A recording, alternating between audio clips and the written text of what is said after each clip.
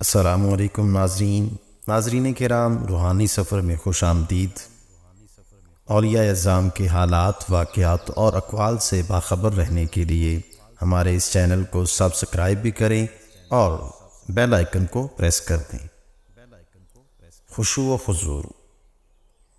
حضرت حاتم اسم سے ان کی نماز کے متعلق سوال کیا گیا تو انہوں نے کہا، جب نماز کا وقت آتا ہے تو میں پوری طرح وضو کر کے اس جگہ آ جاتا ہوں جہاں میں نماز پڑھنا چاہتا ہوں۔ جب میرے اعضاء پرسکون ہو جاتے ہیں تو میں نماز کے لیے کھڑا ہوتا ہوں۔ اس وقت کعبہ کو اپنے سامنے، پلصراط کو قدموں کے نیچے، جنت کو دائیں اور دوزخ کو بائیں طرف، ملک الموت کو پیچھے، اور اس نماز کو اپنی آخری نماز سمجھ کر خوف و امید کے درمیان کھڑا ہو جاتا ہوں۔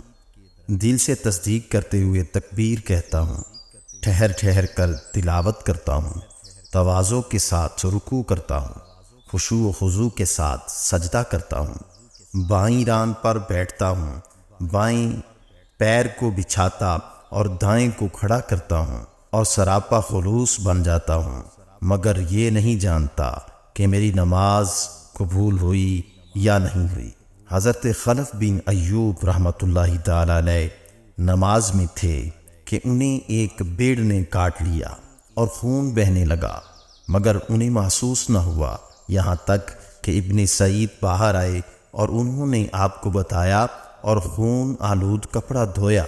پوچھا گیا، آپ کو بھیڑ نے کاٹ لیا اور خون بھی بہا، مگر آپ کو محسوس تک نہ ہوا؟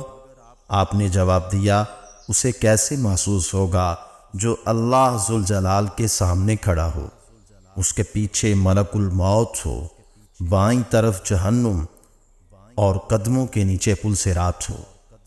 حضرت عمر بن ذر رحمۃ اللہ تعالی علیہ جلیل القدر عابد اور زاہد تھے۔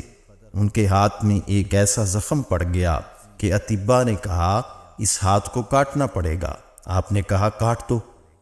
اطباء نے کہا، آپ کو رسیوں سے جکڑے بغیر ایسا کرنا ناممکن ہے۔ آپ نے کہا، ایسا نہ کرو، بلکہ جب میں نماز شروع کروں تب کاٹ لینا۔ چنانچہ جب حضرت ابن ذر نے نماز شروع کی تو آپ کا ہاتھ کاٹ لیا گیا، مگر آپ کو محسوس بھی نہ ہوا۔